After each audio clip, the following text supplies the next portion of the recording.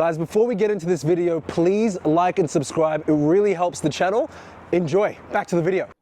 You are relying way too much on Facebook ads.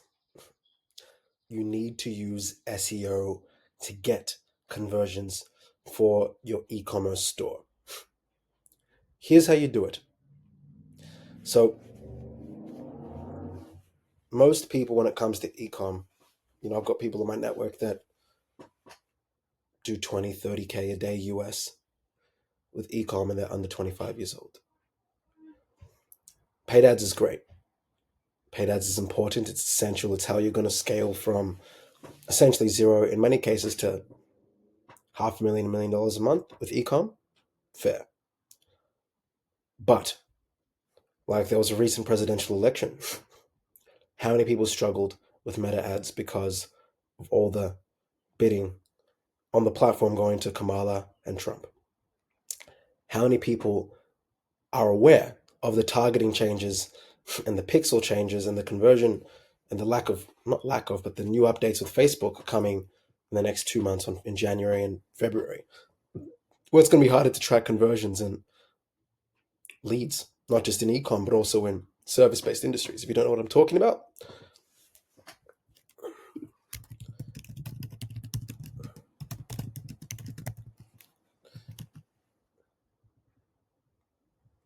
in early 2025, using the special ad category designation will be required for advertisers based in the US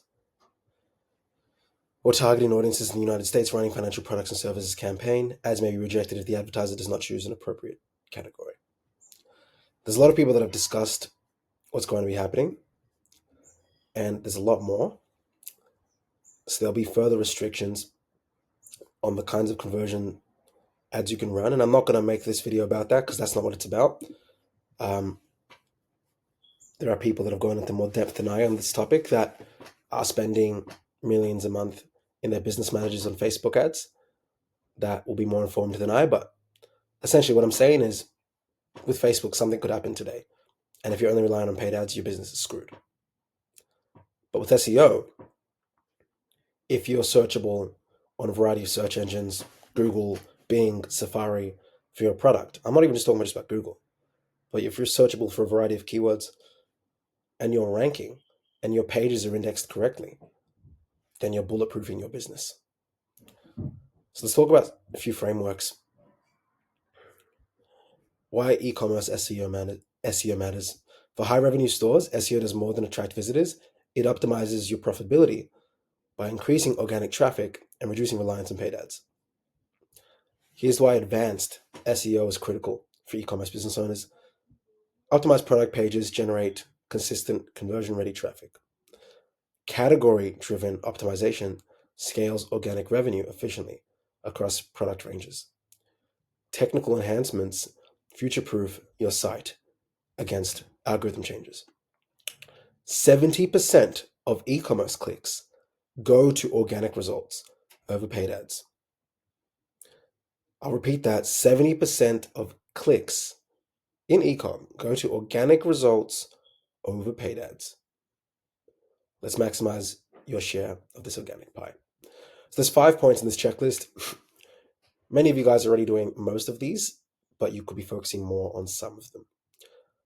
Creating high converting product pages, implementing advanced structured data. We'll talk about that in a sec. Scale with content hubs and category pages. Fine-tuning technical SEO for scalability. Building authoritative and scalable backlinks.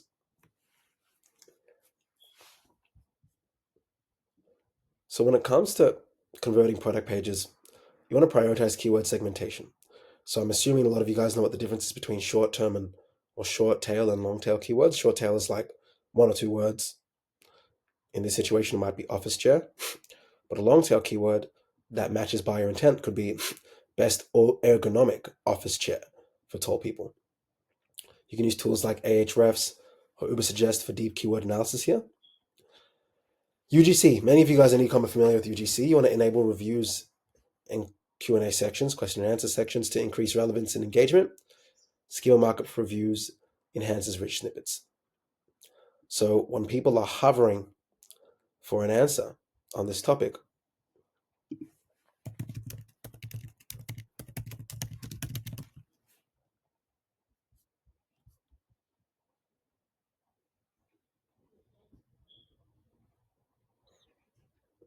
And they see this.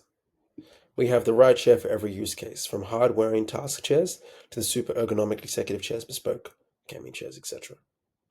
Crucial. Persuasive descriptions. Most of you guys know how to do that. I'm not going to tell you guys, especially if you're doing a couple $100K, $1 million a month in revenue, like, you know how to do this already. Even if you're doing $50K a month in revenue, you're probably a decent storyteller. But to reiterate, you need persuasive descriptions, focus on benefits and storytelling, address objections directly in your copy, e.g. lightweight yet durable, perfect for frequent travelers. Speak to your avatar. Upsell with features, add comparison tables to showcase why your product is better than competitors. Many of them will use plugins or partnered products like Shrine. So if you're using Shopify, you can use products like Shrine.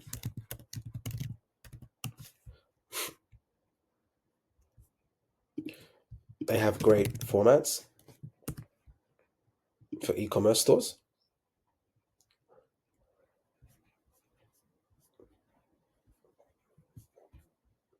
So they have really great formats for e-commerce stores. And you guys can use Shrine's already built in, comparison tables, things like that. And it plugs right into Shopify. There's other platforms as well. And of course, you guys want to consistently conduct A and B testing on product pages, elements like headlines, descriptions, and CTAs, buttons to maximize conversions. Okay, now implement advanced structured data. Detailed product markup, you want to add schema for product, offer, aggregate rating, brand, and availability. So this is crucial, especially when it comes to ranking for very competitive keywords. Adding in schema. Guys, listen, if you're enjoying this content, then please like and subscribe. It helps the channel grow. And back to the episode. I'll see you guys there. For these core things are super non-negotiable. Support for variations includes structured data for different product sizes, size, color, materials. Frequently asked questions, how to mark up. Add frequently asked questions directly on product pages to capture voice and question-based SEO services, searches.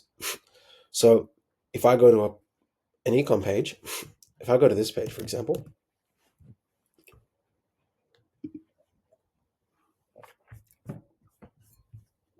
the frequently asked questions are on the product page where people can also purchase. Okay.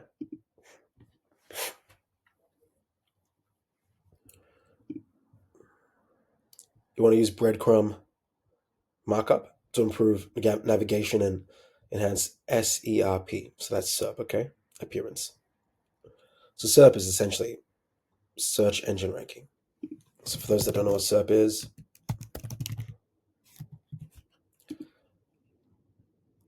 search engine results page. So it's essentially just making sure that people can see it for certain questions, phrases, etc.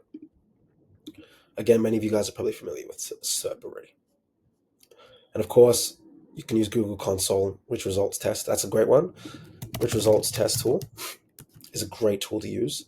That's something I wish I knew about before 2024. But this is really good. You can actually see how you're going when it comes to searchability. So you can chuck in your website in here. I'd advise that. You can scale with content hubs and category pages. So optimizing the category page titles and H1s, including primary keywords like men's waterproof hiking boots, lightweight and durable. You can add supporting content by including things like a 200 to 300 word intro text optimized for informational queries related to the category. Internal linking and blog posts. So again, a lot of people do this, but they don't go deep enough. You can pump out a blog post from AI, ChatGPT, whatever, but at least be intentional. For example, instead of why biking boots are great for rainy weather, which everyone knows, it could be the top 10 hiking boots for rainy weather. And then you can link them back to different products on your store. And the thing is with SEO, a lot of these things are things that people are somewhat aware of, but they do it half-assed. They don't do it with enough intentionality. And the person that wins, the person that can focus the most for the longest period of time. If you touched up your SEO for 2 hours a week for a year, you probably smoke your competitors when it comes to SEO. So if paid ads stop working or underperform for whatever season or reason or rhyme, still getting hella conversions from SEO. And I'm telling you, this lets you sleep better at night when you know that people can just find your business on Google. We had a healthcare client in Sydney, in Australia, earlier in the year, and they would try Facebook here and there, and they didn't even have super big goal. Maybe make an extra couple 6 figures a year with their store because they were doing services in the healthcare space for people with disabilities, and then they wanted to build out the product side of their business. And when they first got a conversion, just with our SEO tactics, they were like, oh, shit, this actually works. Because usually they're used to playing so much offense, people to find their business, let alone their product. Dynamic filters are important, enabling dynamic filtering for category pages to target search queries like lightweight hiking boots under $100, using heat maps like Hotjar. I love Hotjar. It's very fun to identify navigation issues on category pages and optimizing accordingly. So if I got Hotjar, basically you can figure out where people are dropping off. So, the red is where they're dropping off, green is where a lot of people are. And I've been using Hotjar here and there since like 2020. Love it. So much fun. It gives accurate insight and allows you to make adjustments to what we call the CRO. CRO, which stands for conversion rate optimization.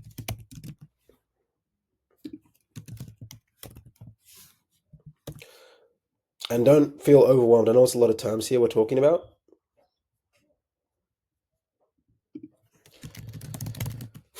But this ebook will be accessible to you guys in the description. So yeah, CRO, guys, is basically a way of converting the people that have already visited the site into customers, clients, in your situation, purchases of your product. You want to fine-tune technical SEO. Resolve crawl budget wastage. So block non-revenue pages, okay? Because Google's still going to crawl them. And crawling basically means that it scans your website using AI. So again, admin or internal search result pages, you probably want to get rid of them or block them from getting crawled. You want to use robots.txt or meta. No indexes. Again, you guys don't have to be bothered to do this. If you need help, you can reach out to us or you can give it to your SEO person in-house. But a lot of nitty-gritty stuff that has to be done with SEO.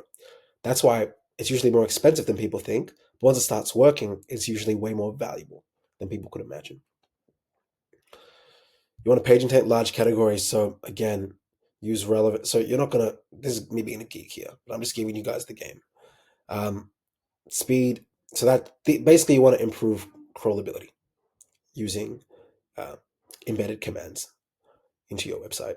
Speed optimization, you want to compress JavaScript and CSS. So compress certain code on your website page. You can use things like Cloudflare or NitroPack for lightning fast content delivery.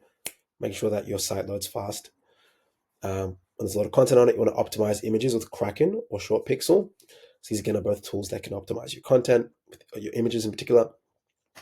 And again, just like when talking about other parts of SEO, you want to make sure that your site is mobile first, because people are going to search up your stuff for the most part on the phone. Pro tip, we do this way more frequently, but you can run quarterly SEO audits with tools like Screaming Frog or Deep Crawl to identify and resolve technical issues. I catch up with my SEO team every Monday, Wednesday, and Friday, but that's because, again, we have a lot of clients. So if you're a small business owner, I think quarterly is bare minimum. I think that's still too little, but I understand there might be other priorities. I think fortnightly is better, or once a week. And then, of course, you want to build authoritative and scalable backlinks. So I'm going to give you guys some source here. People know about backlinks. And a backlink is essentially connecting your e-commerce site to another authoritative site. That's completely different. So they might have their own blog, 10 reasons why you should get a new bed that helps you sleep. So you have a product that's about beds or pillows. And then option number 3 is backlinked, or the third reason why on their blog links to your site. Check out some of the best options for pillows here. It's a backlink. So you want to leverage influencer outreach as well. When it comes to backlinks, you can send free products to influencers in exchange for reviews and backlinks. So if you prioritize the influencer in your niche with a strong domain authority, right? Like as an example for me, if I was able to reach out to Alex Hormozy and he was talking about 5 reasons why SEO is important, and he's like, if you want to learn more about how to do SEO the right way in ecom and go from 100K a month to, 300K a month using CRO and SEO in like 180 days as an example. If it backlinks to my site, well, that's a great use of influencer leveraged outreach with backlinks, right? Category specific guest posts, publish articles on high quality, high authority sites relevant to your niche, link your category pages of flagship products. You can leverage Help a Reporter Out, Harrow, respond to media inquiries for backlinks on news sites or niche blogs. A lot of people do this. They get a digital PR campaign, and they get Forbes or other news sites that will backlink to their website.